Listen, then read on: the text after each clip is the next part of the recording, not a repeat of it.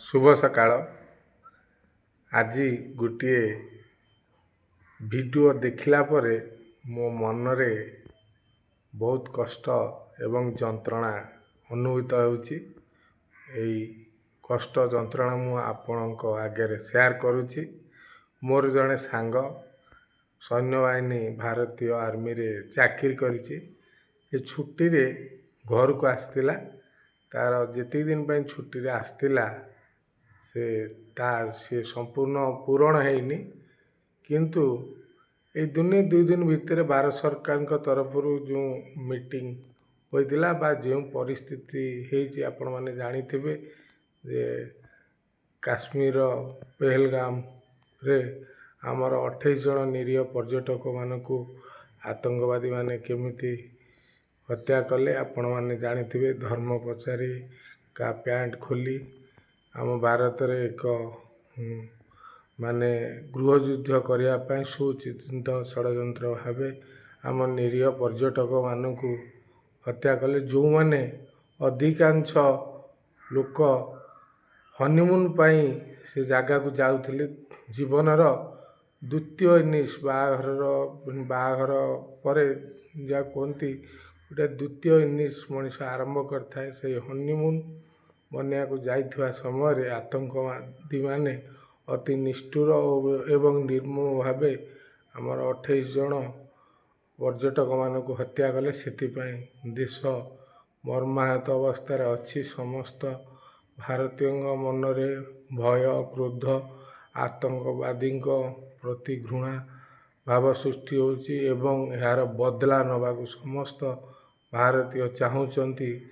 यही घड़ी संधि मुहूर्त रे से समय रे सेना रे जो माने छुट्टी रे या पूर्व आसी थिले भारत 22 तारीख पर से बोध हुए मोर जा अनुमान मो सांग भिडियोटी पठेची मुझे सार्वजनिक करने को चाहू ना। अत्यंत हृदय विदारक दृश्य। तेणु से बोध हुए छुट्टी बातिल हो जाइए। कारण जितेबाला गला बेलू मुझा सागर कथा होली तार बाष्परुद्ध कंठ रे से जहाँ कांदी कांदी कहूला मु आहुरी मर्माहत हो गली।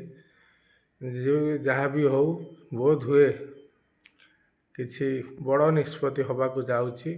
युद्ध आमर भारत पाकिस्तान सहित आतंकवादी सहित गोटे बड़ निष्पत्ति होबाकू जाउची।